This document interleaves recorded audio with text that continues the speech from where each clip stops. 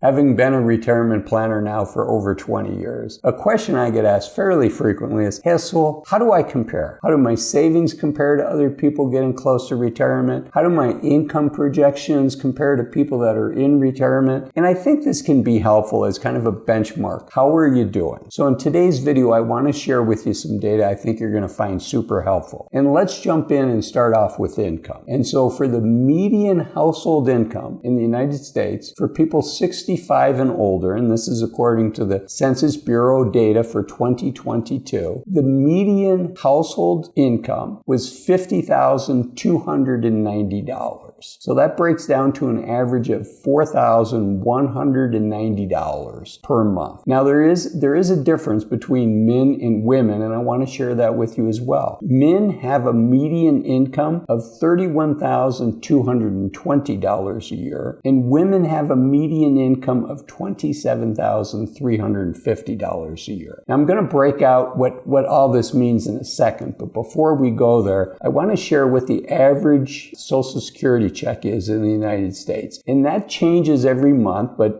in January of 2024, the average Social Security check to Americans was $1,907. So it's not quite half of what the median household income is, but you can see Social Security is an important program, obviously. And unfortunately, Social Security is going through a tough time. I mean, Janet Yellen, who chairs the trustees for the Social Security, has said, as of 2034, which is just 10 years away from as I record this, there will no longer be a surplus in the Social Security Trust Fund. And what that means is that at that point, the incoming taxes will only be able to pay 70 to 80% of the benefit. So knowing our own savings, knowing our own income outside of Social Security is important. I don't think Social Security is going away, but there has to be some changes in the next decade. Otherwise, where's the money going to come from to continue to give us 100% of our benefits? Okay, so I shared those numbers earlier, again, as a refresher, $50,290, and I said that is the median household income.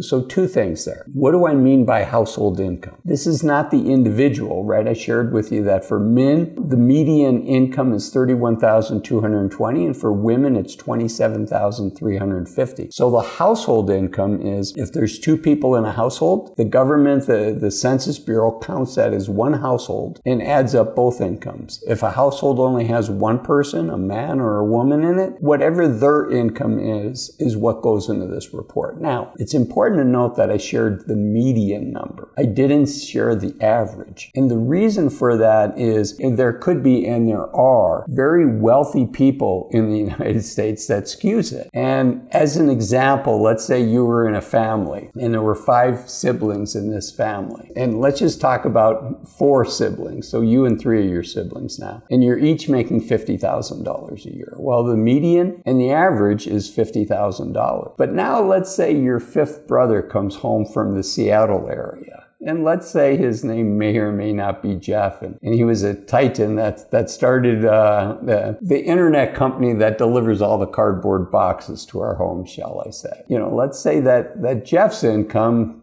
just for the sake of argument, is $1 million. Obviously, he's one of the wealthiest people in the world. But that's going to skew. Actually, I gave myself hard math here. So we had 4 siblings, $50,000 each. Let's say Jeff's income. So now we have Jeff's income and the $200,000 from you and your 3 siblings. So the total's $1 million divided by 5 is $200,000. So the average is $200,000. But how are you doing? Are you making $200,000? No, you're making $50,000. And that's why I think the median is a better representation than the average. Half the people do better, half the people do worse. And so it cuts out those outliers that can skew numbers. So the median household income for people 65 and above, $50,290.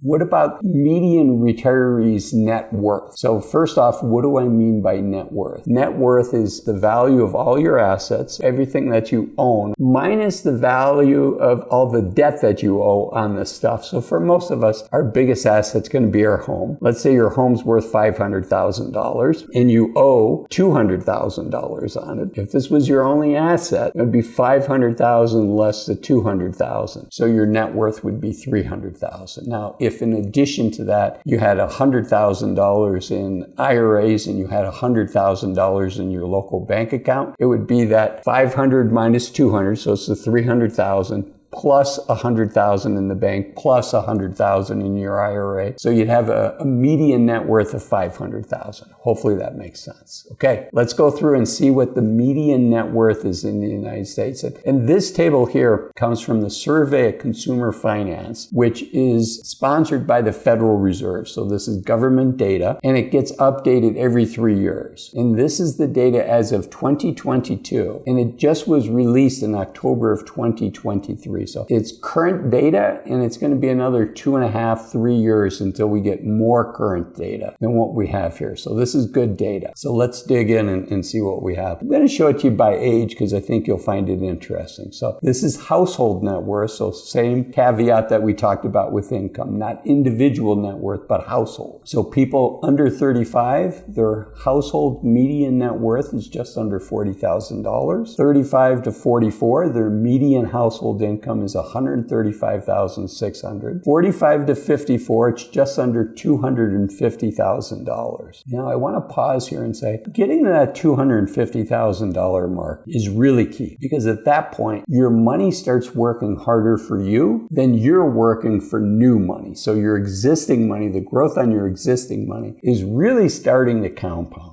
And so getting to that first $250,000 is really key. And there's a gentleman by the name of Charlie Munger who used to be business partners with Warren Buffett. And they were business partners for a long, long time. Charlie just passed away at 99 just recently in the last 12 months. So that's why I say used to be. But Charlie had a quote where he said, do whatever you have to do to save that first $100,000. And after that, you can ease off the gas a little bit. And the reason Charlie said that, the quote's from 1994. Charlie said that because back then, I think a benchmark for retiring back then was probably about $500,000. So you were about a fifth of the way there. $100,000 today isn't what it used to be. And so I modify that and I say it's $250,000. I think for many people, their goal is to save $1 million for retirement. So kind of in the same ballpark at about a fourth of the final goal. But anyways, getting to that, it's 45 to 54. And I think one of the challenges that we have in the United States is, again, that $250,000 net worth being hit by people 45 to 54. If we could hit that in our early to mid 30s, that first 250,000, lots and lots of good things happen. Now, it's hard to do that. Quick diversion there. So 45 to 54, the median household net worth is $250,000. 55 to 64, so just before we retire, $365,000. Then you can see 65 to 74, where people have retired. It actually keeps going up for a period of time. It's almost $410,000. So what is the median net worth of folks as they're getting ready to retire? I'd say, it's just south of $400,000, because the 64-year-olds likely have more money than the 55-year-olds. So the actual number, 55 to 64, again, is $364,500. We talked about 65 to 74 being $409,900. And then as people get 75 and older, we see that the impact of having spent down some of that money, $335,600. So that's the income. That's the net worth. So hopefully from a benchmarking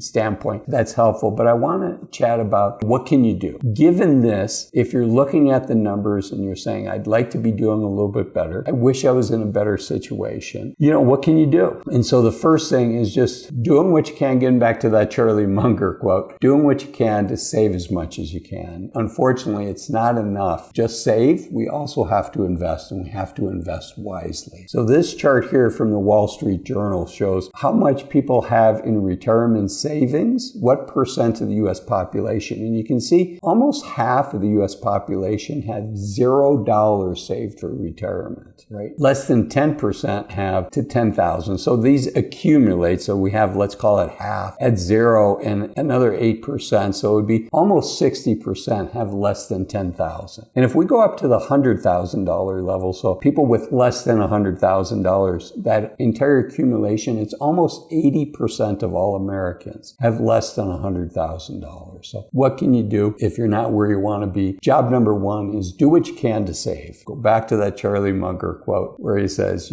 don't eat anything that you didn't buy without a coupon, and walk everywhere if you have to, according to his quote. The next one I want to caution you on is it's important to plan for healthcare costs. I think a lot of Americans are under planning for healthcare costs. According to Fidelity, the average 65-year-old, even with Medicare, these are medical costs above and beyond what Medicare pays for. So this is your total cost outside of long-term care, which is expensive and 80% of us are going to need. Fidelity would say that we're going to spend almost $160,000 from the time we're 65 until the time we pass away in costs above and beyond what Medicare is going to pay for. So thinking about healthcare and what we're going to do for healthcare and setting aside money for that. And then the final thing is really looking at our debts. Being debt-free means freedom. If we can pay off our debts before we're 65, that opens the door to thinking about retiring before 65. So you can see, according to the AARP, almost half, 44% of Americans say that they're not planning to pay off their mortgage before they retire. And that's a personal decision. None of what I'm sharing here in today's video is financial advice. I don't know your situation. Boy, being debt-free offers a lot of flexibility and a lot of freedom. And I know it's a much more difficult decision now because many of us had our mortgage rates locked in at 2.5%, 3.5%, relatively inexpensive money. So the academic answer for many people is to not pay off your mortgage. But a question I would encourage you to ask yourself and to think about for a while is, do you want to optimize on your finances, or do you want to optimize on living your best life and taking full advantage of what I call the youth of your senior years? And if you want to optimize for the youth of your senior years, if you want to take full advantage of, unfortunately when we're 60 years old, most of us likely have less than 1,000 weeks of healthy active time in front of us. And if you want to take full advantage of as much of those 1,000 weeks as you can, boy, having the freedom that comes from being debt-free can be very liberating and a very powerful thing. So just something to think about. And then unfortunately, it's not just mortgages that we have debt on.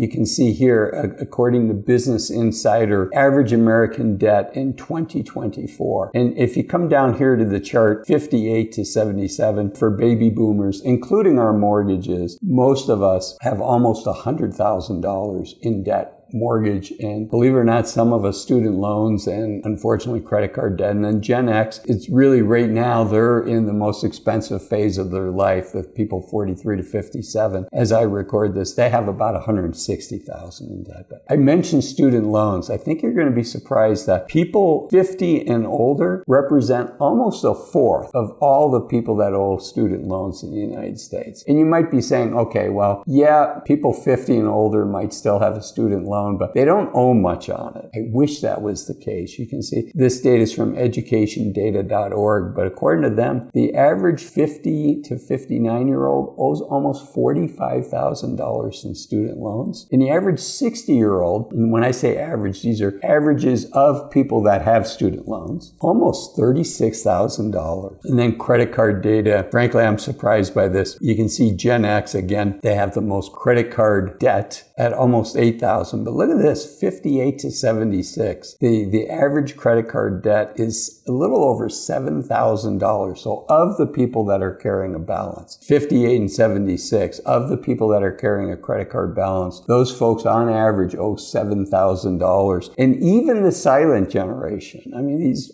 folks are getting close to 80 now, 77 to 94. The babies of that group are getting close to 80. But of that group that carries a balance on their credit card, it's $5,500. So that's significant. So those are the numbers. I hope that they're super helpful for you. So there's the quantitative stuff that we just went through, the numbers, but then there's also the qualitative, the factor of life. It's enjoying the journey. And that's what this video up here is about, is 7 things that I want you to think about. Stop doing in your 50s in order to enjoy your journey until you get to retire. Thanks for watching this video, and I'll see you in there. Bye-bye.